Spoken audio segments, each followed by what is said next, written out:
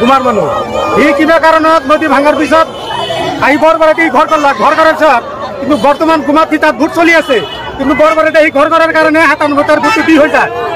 দি হোৱাৰ পিছত তাৰ ভণ্টিৰ ভোট দি হৈ যায় দি হোৱাৰ পিছত তাৰ ভণ্টিৰ ভোট সেই কাগজেৰে ভোটটো ঠিক হৈ যায় ই তাৰমানে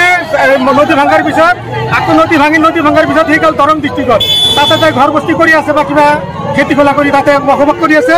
ইফালে তাৰ মাটি নাই চব মাটি ঘৰত নদী খোৱাই উঠাই লৈ গৈছে তেতিয়া তাই যেতিয়া আৰু হাকিমে তাৰ কেছটো চলি আছে তাই মেজিষ্ট্ৰেটে সুধিছে যে আপুনি ক'ত থাকে সি মানুহটো কৈছে যে আমি দৰং ডিষ্ট্ৰিক্টত থাকোঁ আমি পৰিয়ালটো লৈ তাতে কিবা মই অপাৰেশ্যন কৰি আছোঁ সেইকাৰণে সেই কেছটো তাৰ বেয়া কৰি ফেলছে সেইকাৰণে